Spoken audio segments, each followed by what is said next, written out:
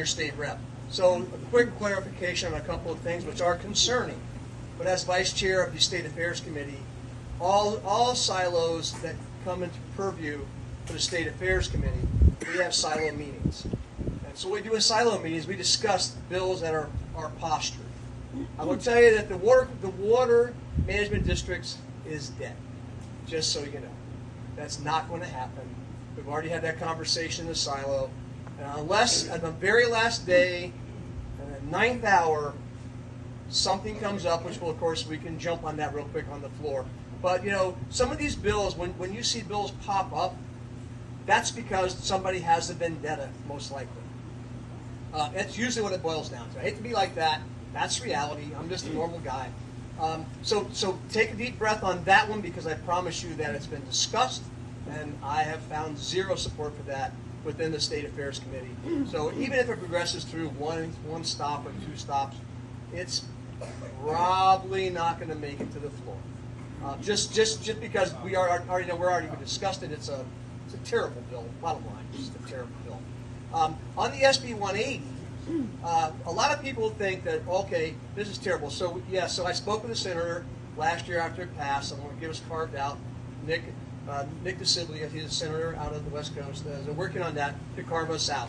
It wasn't meant to be what it looks like today. But remember what happened in SB 180 for us was that if we didn't stick in our ROGO issues into 180, we would have gone to the cabinet with 0 parameters.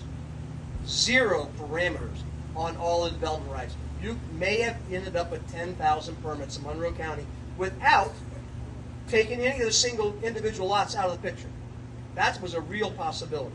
So we had to make sure that what we did in my bill, which is heard on the floor, but was never heard in the Senate. And we had to start playing the games that politics are all about. So we had to posture ourselves in a position to make sure that 180 made sure that 24.5 hours was the evacuation model. The original bills came out in the House and the Senate that said 26 hours. The House was easy. My team members on my side were going to kill their bills, live local, and what turned into be SB 180. So SB 180, the reason we voted for that bill was not because of what it does out there somewhere, but because we had to protect us, Monroe County, from the potential of having uncontrolled growth with 0 parameters.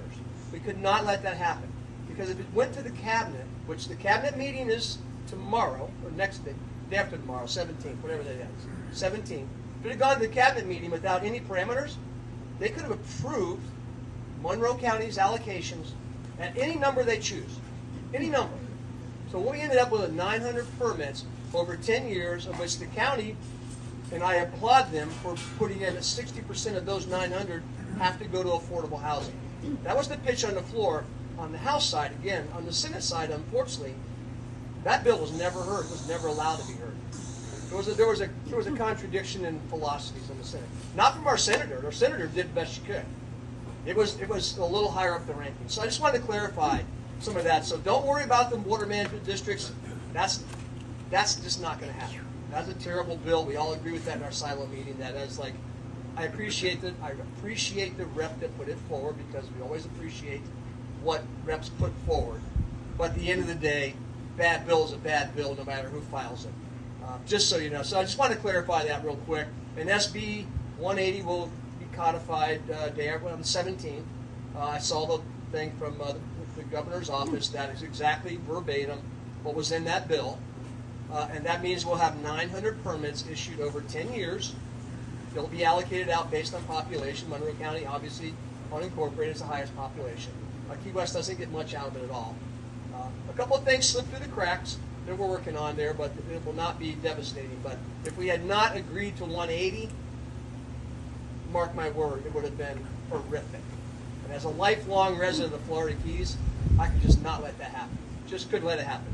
So I just want to clarify a couple of things, because I probably won't be here much longer. I have to go eat dinner. It's cooked.